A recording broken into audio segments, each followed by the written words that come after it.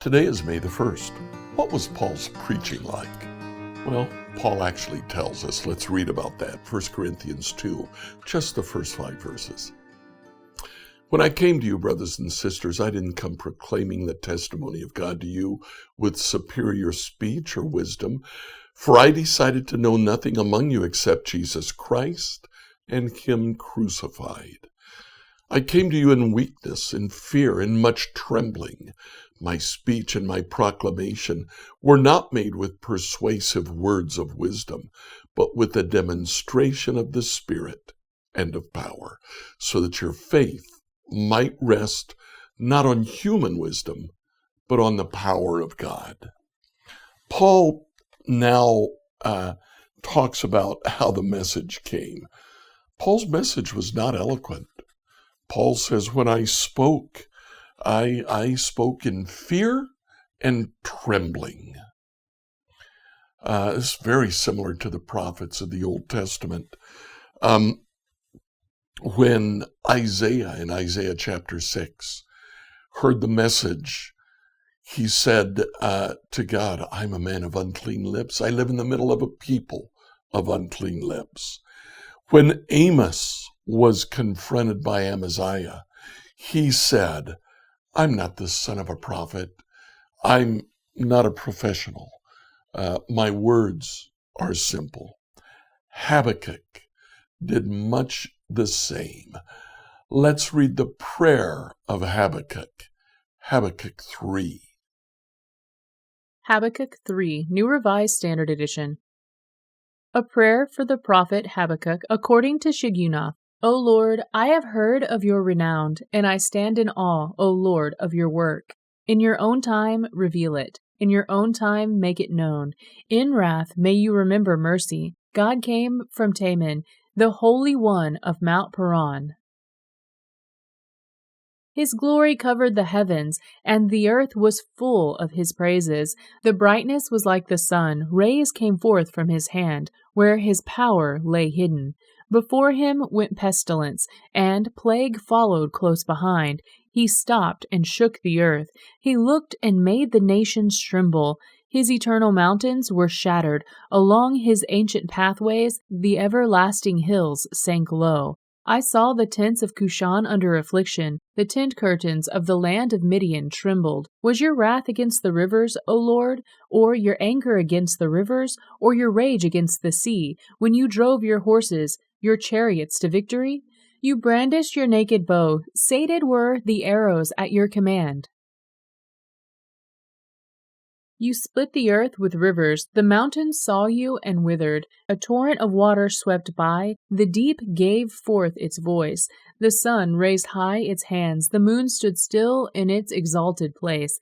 At the light of your arrows speeding by, at the gleam of your flashing spear, in fury you marched on the earth. In anger you trampled nations. You came forth to save your people, to save your anointed. You crushed the head of the wicked house, laying it bare from foundation to roof. You pierced with your own arrows the head of his warriors, who came like a whirlwind to scatter us, gloating as if to devour the poor who were in hiding. You trampled the sea with your horses, churning the mighty waters. I hear and I tremble within, my lips quiver at the sound. Rottenness enters my bones, and my steps tremble beneath me. I wait quietly for the day of calamity to come upon the people who attack us. Though the fig tree does not blossom, and no fruit is on the vine, though the produce of the olive fails, and the fields yield no food, though the flock is cut off from the fold, and there is no one heard in the stalls, yet I will rejoice in the Lord. I will exult in the God of my salvation. God, the Lord, is my strength. He makes my feet like the feet of a deer, and makes me tread upon the heights. To the leader with stringed instruments. Here in his prayer, Habakkuk tells us what he saw. He saw God. He saw the glory of God in verse 3.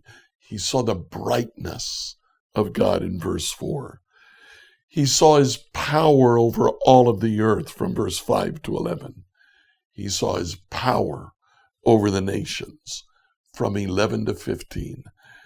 Then Habakkuk saw, and he trembled. Verse 16, I hear and I tremble within. My lips quiver at the sound. Rottenness enters into my bones. My steps tremble beneath me. Now, according to Paul, his message was simple, but the content of the message, a razor-sharp focus, Jesus and the crucifixion. God responded to that message with his own power. Now, it's important for Paul to focus on the simplicity of his message and the reality of God's power driving his message home. Remember, he's trying to get the Corinthians to become united in mind and in purpose. So what do we do about this today? Well, we don't have to worry about crafting an eloquent message. It's good enough to stick with Jesus, the crucifixion, and what God has done in our own life. A simple message is enough.